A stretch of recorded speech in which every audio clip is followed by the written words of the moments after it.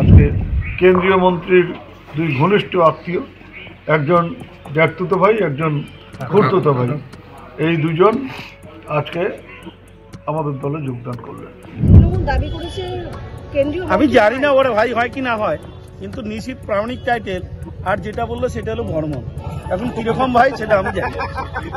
আপনার ভাই সে তো কেন্দ্রীয় মন্ত্রী, হ্যাঁ বিজেপির, তাহলে তার সাথে আপনারা কেন নেই?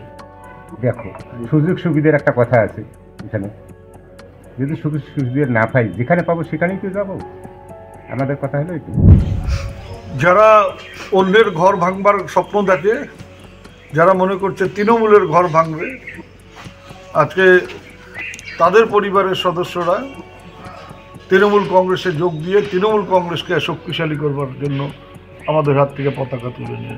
আসলে তৃণমূল কংগ্রেস হতাশ দিনহাটা, প্রতিদিন দিনহাটা সিতাইত থেকে শত শত কর্মী ভারতীয় জনতা পার্টিতে যোগদান করছে। সেই জন্য খুঁজে খুঁজে দুই একজনকে ধরে নিয়ে এসে তাদের আত্মীয় স্বজন বলে একটা বড় একটা প্রচার করতে চাইছে।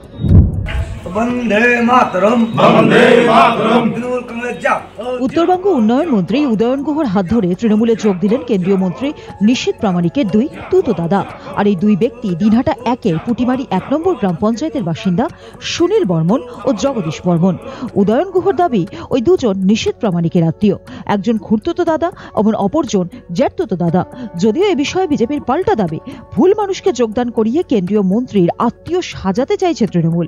বিজেপির কোচবিহার জেলা সভাপতি সুকুমার রায় বলেন, প্রতিদিন দলে দলে লোক তৃণমূল ছেড়ে বিজেপিতে যোগ দিচ্ছে। এতে আতঙ্কিত হয়ে ভুল লোককে এনে কেন্দ্রীয় মন্ত্রী নিশীথ প্রামাণিকের দাদা সাজিয়ে তৃণমূলে যোগ দেওয়ানো হচ্ছে। এসব করে কোনো লাভ হবে না। দিনহাটা থেকে শুভঙ্কর সাহার রিপোর্ট, উত্তরবঙ্গ সংবাদ।